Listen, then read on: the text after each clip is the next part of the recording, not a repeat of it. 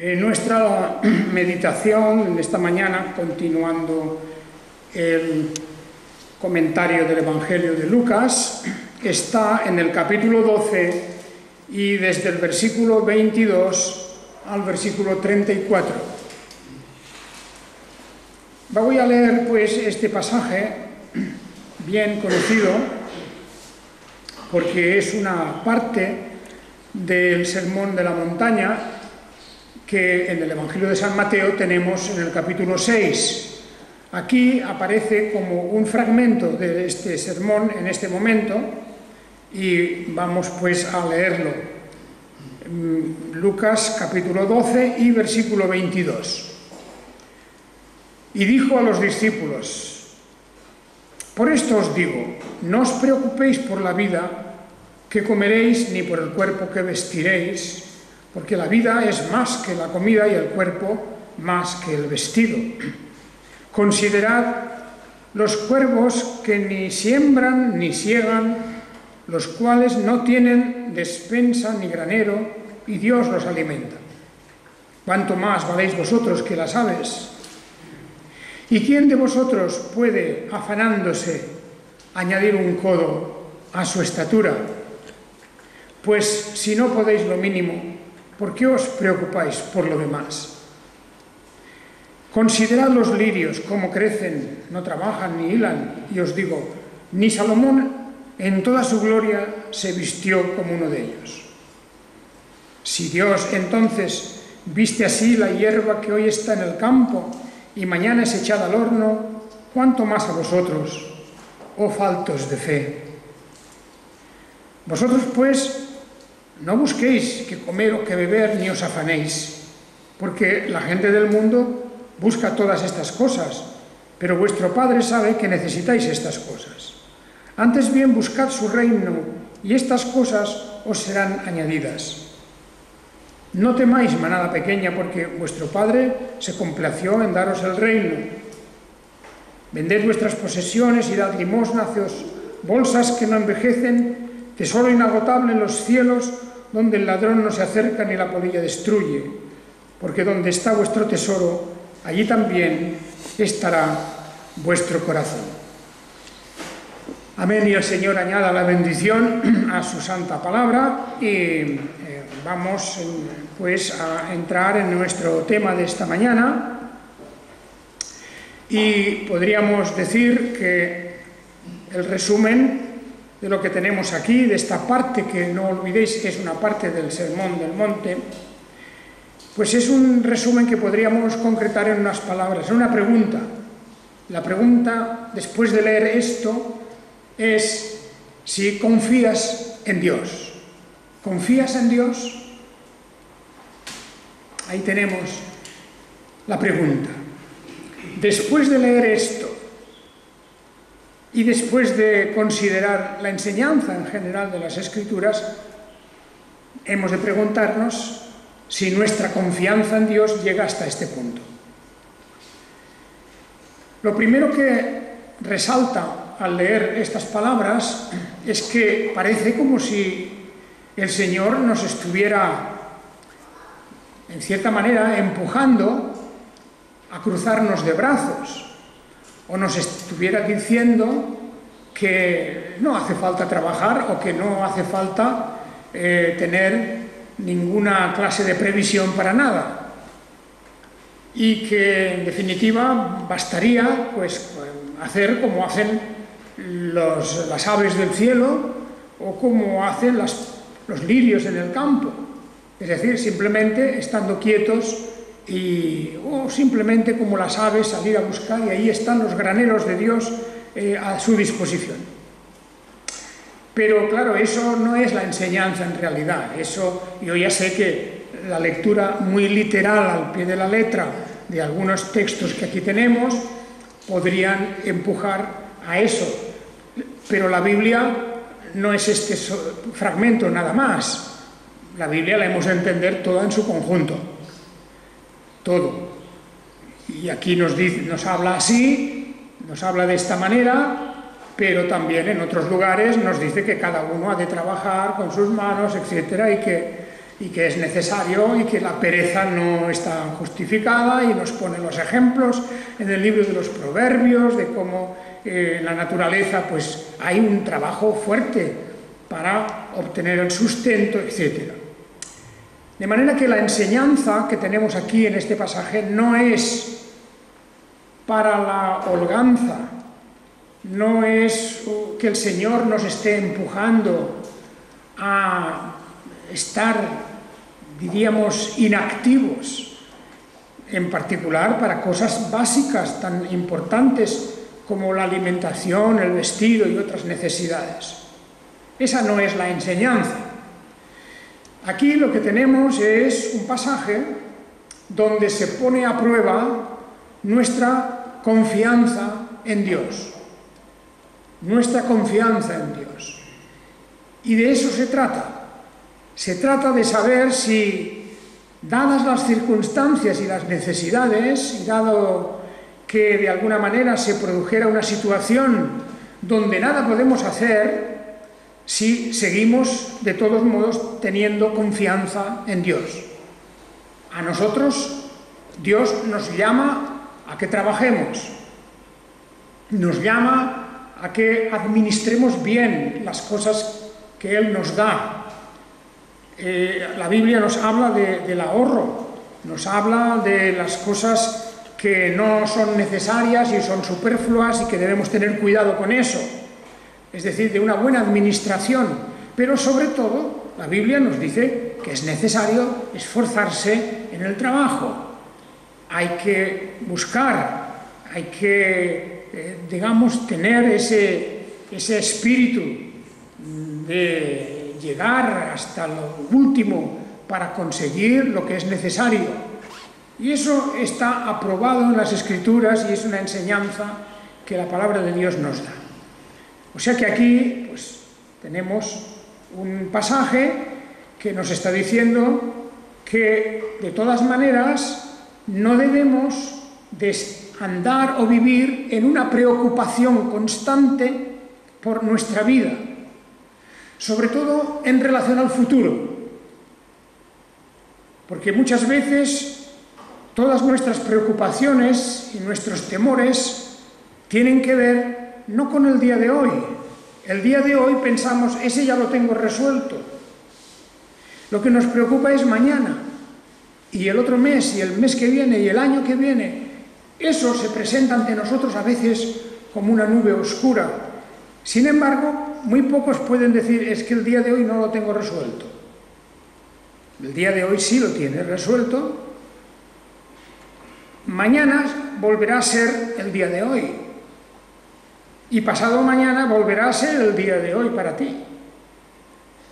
Pues esa sucesión de los días y de los tiempos que van pasando y vamos dejando atrás hasta aquí nos ayudó el Señor. ¿Os acordáis de aquella piedra que se colocó en un sitio, se le llamó Ebenezer? Ebenezer significa la piedra de la ayuda. La piedra de la ayuda. Se colocó aquella piedra y dijo, hasta aquí el Señor es nuestra ayuda, nos ha ayudado el Señor. Exacto. Pues ese hasta aquí significa que el día de hoy estaba resuelto. Mañana vendrá otro día, también el Señor lo resolverá. En definitiva, tenemos aquí pues una enseñanza importantísima, no para quitarnos el ánimo del trabajo, no para que vivamos despreocupados o entregados a la molicie o a los vicios o a la indolencia. No, esto no es un llamamiento a la pereza, es un llamamiento a la no preocupación, al no vivir con la obsesión y con la preocupación del día de mañana. No os preocupéis por la vida, que comeréis, siempre en futuro, ¿verdad? Ni por el cuerpo, ¿qué vestiréis? Porque la vida es más que la comida y el cuerpo más que el vestido. También, además de lo que nos he dicho, de esa enseñanza sobre estar contentos con lo que hoy tenemos y confiando en que mañana el Señor también nos lo va a dar, la cuestión que aquí también se nos plantea es otra. Es la escala de valores que tengamos en la vida. Lo más importante que es comer y vestirse, ¿es eso lo más importante de la vida? ¿Tener las necesidades materiales cubiertas? ¿Pensáis que eso es así? No. Dice al final de este pasaje, dice, donde está vuestro tesoro, allí también estará vuestro corazón. Donde está aquello que apreciamos y valoramos más, allí también está el corazón. Si lo que más valoramos, lo que más apreciamos, son las posesiones materiales y esa preocupación por el día de hoy o el día de mañana o por lo que será de mí, todas estas cosas, entonces allí también está el corazón. Y es una pena, es lamentable que un cristiano, un creyente, tenga su corazón puesto obsesivamente, únicamente o principalmente en estas cosas, porque entonces su corazón no está puesto en el reino de los cielos. ¿Os acordáis las palabras también del Señor? Que buscad primeramente el reino de Dios y su justicia.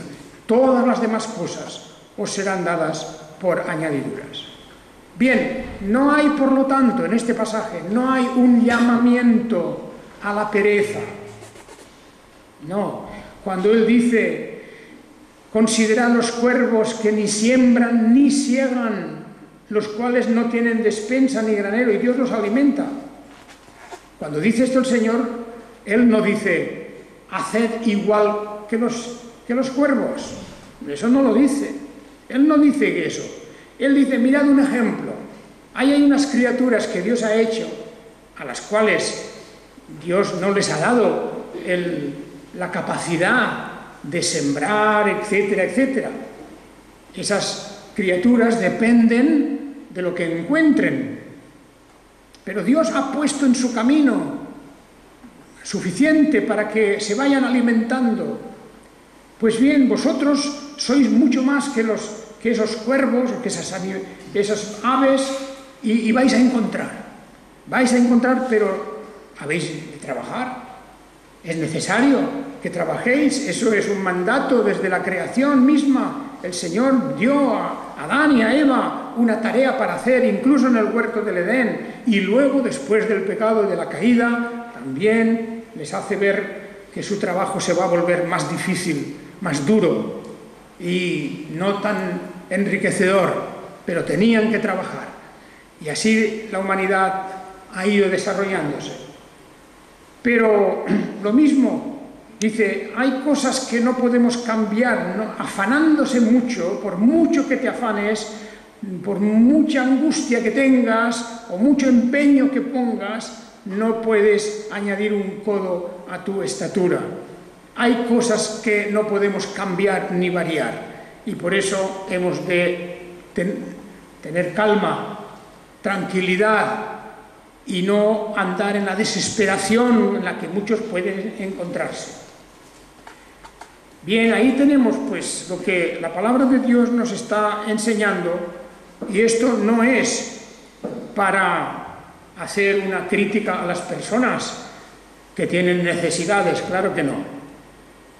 Es verdad que en el mundo, a pesar de que Dios ha dado riqueza abundante para todos, pero en el mundo hay pobres, hay personas que pasan necesidad y que pasan hambre, pero eso no es algo que podemos culpar a Dios de ello.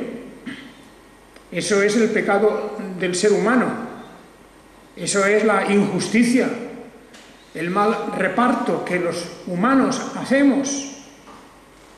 Eso es indudablemente la causa. Yo no sé si vosotros seguís muy de cerca y leéis, aparte de las cosas tendenciosas que salen en la prensa, etc., pero todos pensamos en el hambre que hay en África. Y sabemos que allí se envían cientos y miles de toneladas de alimentos y sigue habiendo hambre y sigue muriendo gente de hambre y no se arregla y incluso va a peor. Y uno se pregunta cómo es posible eso. En algunos lugares incluso no es porque sean desiertos donde no se puede cultivar nada. Sí, en algunos sitios hay posibilidad de cultivo y podrían vivir, pero hay guerras, hay ambiciones, hay personas codiciosas que quieren acapararlo todo, hay toda una serie de circunstancias allí en esos lugares donde no se puede de ninguna manera repartir equitativamente. Y muchas veces son gente del propio lugar. De manera que la abundancia la ha dado el Señor, y de vivir en una sociedad que fuera una sociedad justa, habría para todos, para todas las necesidades. Pero ahí tenemos como el pecado de la humanidad y el pecado del hombre y toda la injusticia, eso trastoca completamente el equilibrio, se ha desplazado, ya no hay equilibrio. Hay una parte de la sociedad que tiene demasiado y otros no tienen ni siquiera lo necesario. Pero Dios, el creador del cielo y de la tierra, ha puesto en la tierra abundancia para todos. La cuestión es, entonces, el saber si nuestra confianza en Dios es suficiente como para hacer frente a los momentos de crisis, a los grandes problemas que tenemos en la vida, no solo por cuestiones materiales, no solo por la alimentación o el vestido, no solo por la salud, por ejemplo, o por el trabajo, por otras cosas, sino si tenemos una confianza completa en el Señor, una confianza absoluta, que en medio de las dificultades y de los problemas podamos seguir apoyados en la roca de nuestra salvación, que es el Señor mismo. Y para eso es interesante que examinemos un poquito esa palabra, la palabra confianza. En las Escrituras hay muchísimos textos, sobre todo en el libro de los Salmos, muchos textos que hablan de confianza. Y hay muchos ejemplos de personas, hombres y mujeres, que confiaron en el Señor, en sus momentos de crisis, en sus momentos difíciles, confiaron en el Señor. Y la confianza es algo fundamental. En el Antiguo Testamento hay dos palabras en las que se centra casi todo lo que se ha traducido aquí por confianza. Una es la palabra amán, que es también de donde viene la palabra amén. Cuando decimos amén, que traducimos por así sea, más que es así sea, es así es, así es la confianza también. Pues esa palabra amán aparece en muchos lugares y tiene relación con la palabra creer.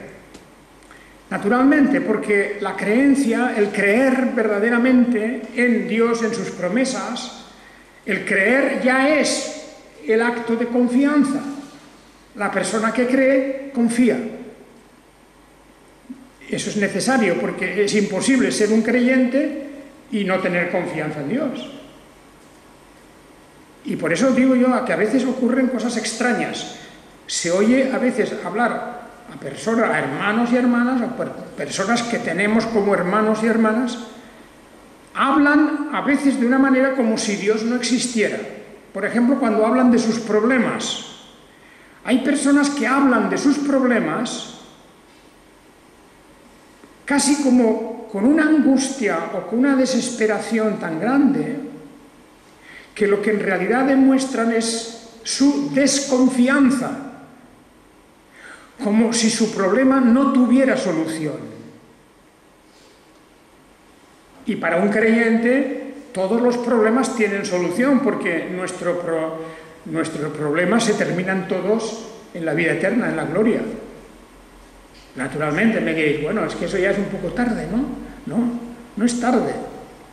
Nuestros problemas, si tenemos la mirada puesta en el reino de Dios, y esta mañana hablábamos, en el estudio hablábamos del libro de Apocalipsis, y veíamos como realmente en ese libro de Apocalipsis, una y otra vez, los santos, los creyentes, tienen su mirada puesta en el galardón supremo.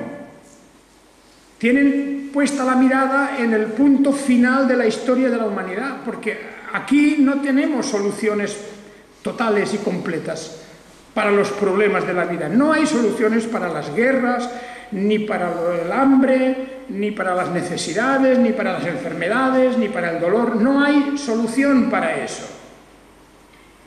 Se puede avanzar más o menos, a veces se va marcha atrás, pero no hay solución. El cristiano tiene su solución claramente puesta en el punto final de la historia, en el juicio de Dios y en la vida eterna. Y por eso la confianza de los creyentes siempre está puesta en ello. Siempre está puesta en eso.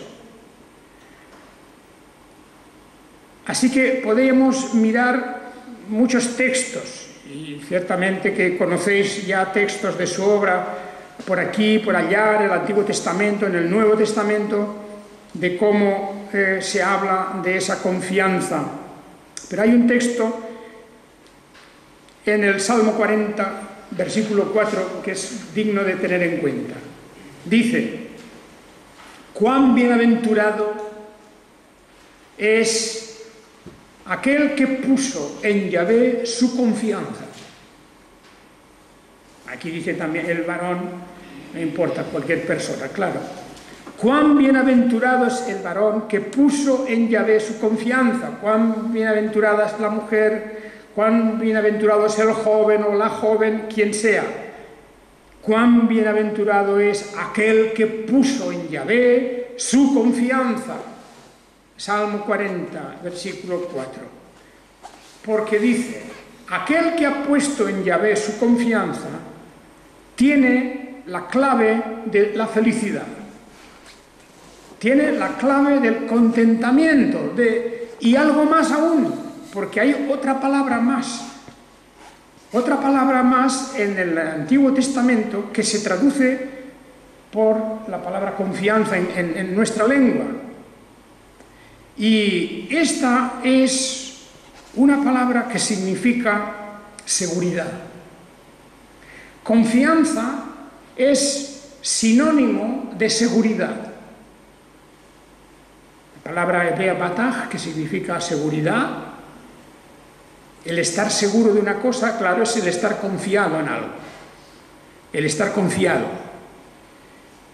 Hay un pasaje y una ilustración muy interesante y muy clara que todos ya habéis leído muchas veces, que tenemos en la historia del rey Ezequías y de la crisis que pasaron por la amenaza del rey asirio, de Senaquerib, y de los enviados de Senaquerib que fueron con amenazas contra Jerusalén para demandar la rendición y la entrega de todos los tesoros.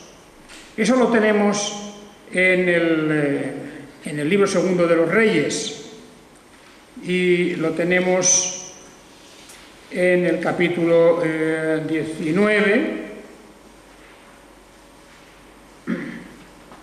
donde tenemos ya la oración de Ezequías, que es a lo que nos vamos a concentrar un momento. La oración de Ezequías, cuando éste se vio perdido, cuando intentó cerrar el paso a las tropas asirias, con la ciudad rodeada, con aquel mensaje insolente del mensajero del rey, que a voz en grito, para que lo entendieran todos, y en la lengua hebrea, para que nadie fuera ignorante de lo que iba a pasar, echó aquel desafío no solamente a Ezequías, sino al Dios de Ezequías, a Yahvé. Y fue este mensajero, el Rabsaces, como se le llama aquí en el versículo 8, y cuando se fue hasta el versículo 10, dice: así diréis a Ezequías, rey de Judá, no te engañe tu Dios en el cual confías, diciendo: Jerusalén no será entregada en mano del rey de Asiria. He aquí, tú has escuchado lo que los reyes de Asiria han hecho a todas las tierras, destruyéndolas, ¿y tú te librarás? ¿Acaso los dioses de las naciones las pudieron librar de la destrucción de mis padres, esto es, a Gozán, Arán y Resef, y a los hijos de Edén que estaban en Telasar? ¿Dónde está el rey de Hamad, o el rey de Ariad, o el rey de la ciudad de Sefarbaim, o de Ena, o de Iba? Fijaos con qué lenguaje está hablando este hombre, y me envían este mensaje cuando recibió Ezequías por escrito, además, esta carta de mano de los mensajeros, la leyó. Él, ¿qué hizo? ¿Qué hizo el rey de Jerusalén, el rey de Judá, cuando leyó la carta? Dice: subió a la casa de Yahvé y desplegó la carta en presencia de Dios. Allí podemos imaginar a Ezequías entrando en el santuario, tal vez no en lo más adentro del santuario, pero sí en la primera parte del santuario, allí donde estaba la mesa de la proposición, de los panes, el altar del incienso, todas aquellas cosas que figuraban la presencia de Dios también. Y lo desplegó la carta. Y entonces la leyó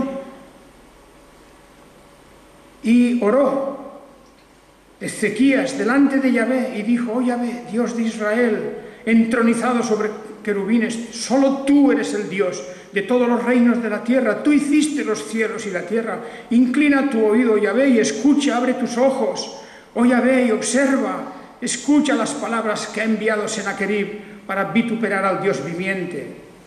Cierto es que los reyes de Asiria han asolado los pueblos y sus tierras y han arrojado sus dioses al fuego, porque ellos no son Elohim, sino obra de manos de hombres, de madera y de piedra. Por eso los han destruido. Ahora pues, oh Yahvé, Dios nuestro, te ruego que nos salves de su mano, y todos los reinos de la tierra puedan saber que solo tú, oh Yahvé, eres Dios. Bueno, esta es la oración de Ezequías ante la amenaza de un gran imperio, de un enorme ejército, ante las palabras insolentes de aquel mensajero, una situación desesperada. Y no era una situación solamente por el qué comeré hoy o qué comeré mañana o qué me vestiré, no, porque aquí no se trataba de cuestiones de este tipo, no se trataba de las necesidades inmediatas, aquí era algo mucho más tremendo, era algo mucho más grande, era la seguridad de una nación, de una gran ciudad como Jerusalén, era la supervivencia del reino, del templo, de todas las cosas sagradas del templo. Todo eso estaba en ese momento amenazado de destrucción, y por eso él expresa en esta oración su confianza. Y cada vez que aparece esta idea de confianza, nos vamos a encontrar con esa palabra bataj, que significa seguridad, la seguridad. Qué bonito es cuando leemos en el libro de los Salmos, en muchos lugares del libro de los Salmos. Es la palabra que más se utiliza, esa palabra que hoy todavía, en el Israel de hoy, en el hebreo moderno, todavía esa palabra se usa para hablar de la confianza y también de la seguridad. Por ejemplo, a las fuerzas de la policía de seguridad son el bitajón. Viene de esa misma raíz. En el Salmo 9, por ejemplo, En el Salmo 9 y en el versículo 10 tenemos esas palabras. Dice: en ti confiarán los que conocen tu nombre, por cuanto tú, oh Yahvé, no abandonas a los que te buscan. En ti confiarán, pero también podríamos decir, en ti estarán seguros los que conocen tu nombre. De manera que confiar en el Señor es realmente estar seguro del Señor, es entender que Dios no nos va a fallar, que Dios no falla nunca, y que es verdad que pasaremos pruebas, y es verdad que pasaremos calamidades en la vida, que todo no va a ser un discurrir de gran alegría y felicidad por el mundo, no, tenemos muchas cosas en esta vida porque hay aflicción en este mundo, y todos los que estamos en este mundo estamos en un mundo bajo maldición, y no lo olvidemos, y por tanto también compartimos y participamos del sufrimiento general del mundo. De manera que los creyentes pues mueren en las guerras, mueren en los terremotos, mueren en los incendios, mueren de las enfermedades, de las plagas. También los creyentes, porque nuestro cuerpo no es inmortal y un día morimos. Puede morir uno de un accidente de coche, puede morir de una enfermedad cualquiera, o simplemente de viejo. Porque nuestra vida no es el tiempo que estamos aquí. Y las necesidades nuestras no son solamente el comer y el vestir. Tenemos todo un reino detrás, una esperanza puesta en una vida más allá, y vamos hacia ello. Buscad primeramente el reino de Dios y su justicia. Ahí tenemos en el libro de los Salmos. Por lo tanto, fijaos qué palabras, como está diciendo: en ti confiarán los que conocen tu nombre, los que te conocen de verdad, lo que significa tu nombre. Tú eres el que eres, tú eres el Todopoderoso, el Omnipotente. Estos confiarán en ti. Por cuanto tú, oh Yahvé, no abandonas a los que te buscan. No abandonas. No significa eso, que nos va a librar de todo problema. Porque yo creo que hay personas en las iglesias evangélicas que dicen: es muy bonito ser cristiano porque a partir de ahora yo sé que ya no voy a tener problemas, Dios me va a librar de los problemas. No, Dios no te va a librar de los problemas los vas a tener. Dios te va a dar fuerzas para superar los problemas, eso sí. Dios te va a dar una visión nueva en donde esos problemas no van a ser lo más importante de tu vida. Eso es lo que Dios va a hacer contigo.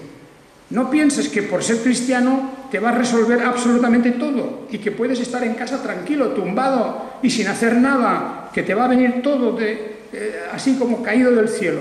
Esa no es la promesa de Dios. Dios está aquí porque no abandona a los que le buscan. Buscad, pues, esa es la palabra, con la seguridad. Y hermanos, tenemos aquí tantos y textos que no vamos a tener ni tiempo de mencionar más que 2 o 3.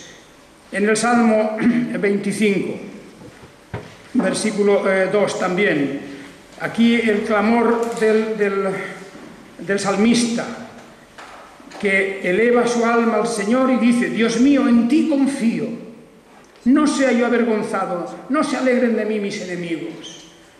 Fijaos la preocupación del salmista, no era por qué comeré, qué beberé, con qué me vestiré, no era esto, no era si tendré dinero para mañana o pasado, no es esto. Era que no sea avergonzado porque él ha puesto su confianza en Dios, y no que Dios no le falte para que no se alegren sus enemigos, porque si sus enemigos se alegran, se están alegrando como si Dios hubiera fracasado. Eso es lo que le preocupa a él, que no se pueda de ninguna manera decir que Dios ha fracasado, y expresa su confianza en el Señor. Lo mismo en el capítulo 37, el Salmo 37, donde también habla en palabras semejantes el salmista. en el 37 y en el versículo 3. Confía en Yahvé y practica el bien. Haz el bien, es el verbo hacer. Y practica el bien o haz el bien. Habita en la tierra y apaciéntate de la fidelidad. Deleítate a sí mismo en Yahvé y Él te concederá las peticiones de tu corazón. Primero es deleítate en el Señor. Primero. Esa es la cuestión número 1. Claro está, las peticiones de tu corazón hemos de entender que sean en conformidad a la voluntad de Dios. Hágase tu voluntad, esa es la oración nuestra. Pero confía en Yahvé y practica el bien, haz el bien. Confía, ten tu seguridad puesta en Él. Y este es el desarrollo de todo esto. Hay cantidad de textos que hablan de esta cuestión, utilizando, como digo, esa palabra, la palabra seguridad. Y casi para terminar, tenemos en el Salmo 57 que, como digo, la riqueza que tiene en el original hebreo es muy bonita, porque nosotros encontraremos siempre la palabra confiar. Ellos utilizan para esa palabra varias diferentes. He dicho la primera, ¿verdad? Era como creer, estar firme, creer en algo. Otra hemos dicho que significaba seguridad, tener seguridad. Y también hay otra palabra que la tenemos en el versículo 57, en el Salmo 57, 57:1, dice: ten misericordia de mí, oh Elohim, ten misericordia de mí, porque en ti ha confiado mi alma, dice el texto nuestro. Y bien está, es la palabra confiar, pero la raíz de esa palabra es la palabra refugiarse. Refugiarse. En ti se ha refugiado mi alma y a la sombra de tus alas me refugio hasta que pase la calamidad. Esta es una de las bonitas y preciosas ilustraciones, como un ave que recoge a sus polluelos. Y así os acordáis como el Señor Jesucristo ilustró con esa misma figura, ¿verdad?, su cuidado por Jerusalén, como la gallina recoge a sus polluelos bajo sus alas. En ti ha confiado mi alma y a la sombra de tus alas me refugio hasta que pase la calamidad. Ahí tenemos la calamidad, pero uno va a buscar refugio bajo las alas del Señor, como aquel que verdaderamente confía en Él y que tiene seguridad en Él y que cree en Él. Por esto es el pasaje de Lucas, y volvemos para terminar a Lucas. Ese pasaje de Lucas, hermanos, es una verdadera llamada a que pongamos plenamente toda nuestra confianza en Él y desechemos el afán y la ansiedad. La ansiedad, el cristiano que vive en una especie de preocupación perpetua, continuada, eso no tiene sentido, es contrario a lo que verdaderamente la palabra de Dios nos está enseñando. Uno puede estar preocupado puntualmente por algo.